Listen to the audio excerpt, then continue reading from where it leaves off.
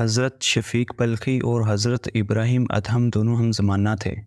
کہا جاتا ہے کہ ایک بار شفیق بلخی اپنے دوست ابراہیم ادہم کے پاس آئے اور کہا کہ میں ایک تجارتی سفر پر جا رہا ہوں، سوچا کہ جانے سے پہلے آپ سے ملاقات کر لوں کیونکہ اندازہ ہے کہ سفر میں کئی مہینے لگ جائیں گے۔ اس ملاقات کے چند دن بعد حضرت ابراہیم ادہم نے دیکھا کہ شفیق بلخی دوبارہ مسجد میں موجود ہیں۔ انہوں نے پوچھا کہ تم سفر سے اتنی جلدی کیسے لوٹ آئے؟ شفیق بلخی نے بتایا کہ میں تجارتی سفر پر روانہ ہو کر ایک جگہ پہنچا۔ وہ ایک غیر آباد جگہ تھی۔ میں نے وہاں پڑاؤ ڈالا۔ وہاں میں نے ایک چڑیا دیکھی جو اڑنے کی طاقت سے محروم تھی۔ مجھے اس کو دیکھ کر ترس آیا۔ میں نے سوچا کہ اس ویران جگہ پر یہ چڑیا اپنی خوراک کیسے پاتی ہوگی۔ میں اسی سوچ میں تھا کہ اتنے میں ایک اور چڑیا آئی۔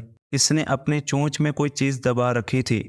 وہ معذور چڑیا کے پاس اتری تو اس کی چونچ کی چیز اس کے سامنے گر گئی۔ معذور چڑیا نے اس کو اٹھا کر کھا لیا۔ اس کے بعد آنے والی طاقتور چڑیا اڑ گئی۔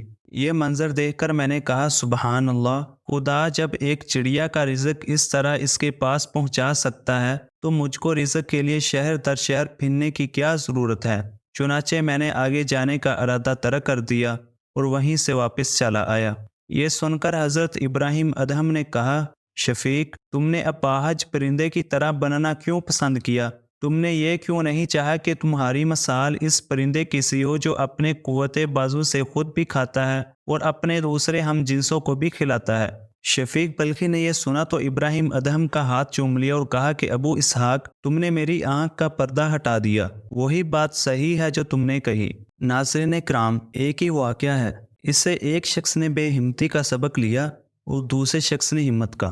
اسی طرح ہر واقعہ میں بیک وقت دو پہلو موجود ہوتے ہیں۔ یہ آدمی کا اپنا امتحان ہے کہ وہ کس واقعے کو کس زاویہ نگاہ سے دیکھتا ہے۔ ایک زاویہ سے دیکھنے میں ایک چیز بری نظر آتی ہے، دوسرے زاویہ سے دیکھنے میں وہی چیز اچھی بن جاتی ہے۔ ایک رخ سے دیکھنے میں ایک واقعہ میں منفی سبق ہوتا ہے اور دوسرے رخ سے دیکھنے میں مثبت سبق۔